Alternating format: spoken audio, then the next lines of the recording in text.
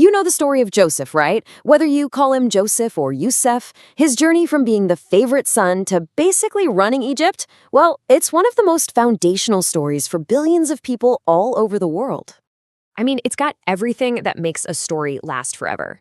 You've got these prophetic dreams, some seriously intense family drama and jealousy, absolute heartbreak and betrayal, temptation, and then this incredible arc of forgiveness and redemption.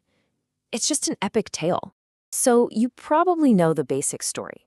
But what you might not know is that it shows up in two of the most influential books on the planet, the Bible's book of Genesis and the Quran's Surah Yusuf. And the way each one tells the tale, well, that's where things get really fascinating. So that's what we're going to do right now. We're going to walk through a comparative study that puts these two powerful versions right next to each other. We'll look at the key differences in how they're told, what they focus on, and the lessons they're trying to teach.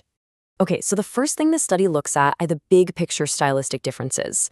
Before we even get into the plot, you can see right away from the structure and the whole approach to storytelling that we're dealing with two very different accounts. And get this, the preface of the study puts it so bluntly.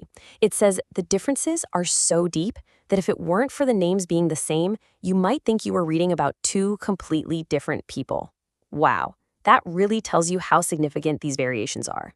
And one of the first most obvious differences is just the length. The study calls it an economy of words. The story in Genesis is pretty sprawling, right?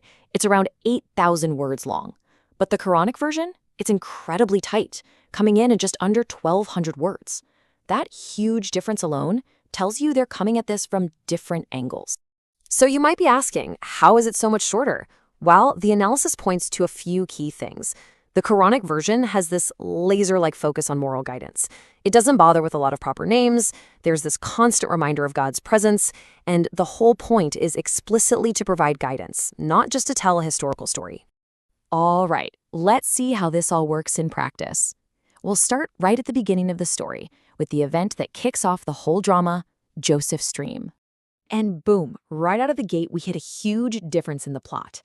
In the Bible, Joseph goes and tells his dream straight to his brothers, who already can't stand him. But in the Quran, he's much more cautious. He tells only his father, Jacob, who gets the danger right away and warns him, "Don't you dare tell your brothers." And it's not just Joseph's actions. His father, Jacob's reaction is a whole different story, too. The study points out that in Genesis, Jacob kind of scolds Joseph for his dream. But in the Quran, he immediately sees that it's a prophecy. He affirms his son's destiny. These first scenes paint a very different picture of the family from the get-go. All right, let's fast forward a bit to maybe the most famous part of the story, when Joseph is tempted by his Egyptian master's wife. And here again, what seems like a small detail in the telling has massive, massive consequences down the line. In the biblical account, she grabs his cloak and he runs away, leaving it in her hand. Simple enough. But in the Quran, they're both racing for the door. And as he pulls away, she grabs his shirt from behind and rips it.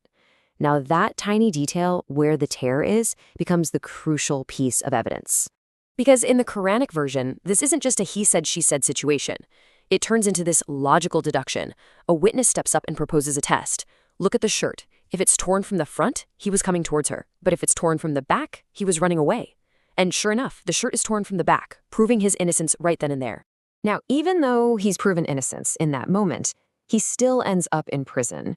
And the story of how he eventually gets out, after interpreting the king's dream, is another huge point of contrast the study highlights. So the key here isn't that he gets out of prison, we know that happens. It's how it happens. The way he's released is portrayed so differently, and it says a lot about his character in each story. And wow, is it a contrast. In Genesis, the king sends for him and they rush him out of the dungeon immediately. But in the Quran, he refuses to leave. He sees this as his chance, not just for freedom, but for complete vindication. Instead, he sends the messenger back to the king with this absolute power move of a question. He tells them to go ask the king about that whole incident with the noblewomen. He's basically demanding a full-blown investigation before he'll even take a step out of his cell. You see what's happening here? He's making his freedom conditional. He says, my freedom isn't worth anything if my name is still mud. So he forces this public inquiry, the women confess everything, and the wife of the Aziz finally admits it was all her. Only after his name is completely and publicly clear does he agree to be released. And the study we're looking at just nails the significance of this moment with this quote. It concludes that in this version of the story, proving his innocence was more important to him than his freedom.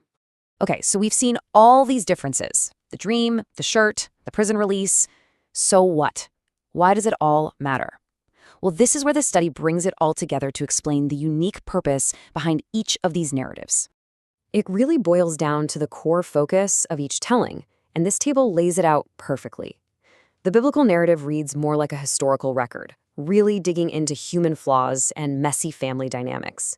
The Quranic narrative, on the other hand, is all about prophetic integrity and moral steadfastness, showing everything as part of a divine plan and a test of faith.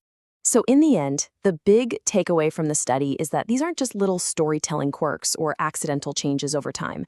They are very purposeful variations that create two distinct portraits of the same man, each designed to teach very specific lessons to their audience.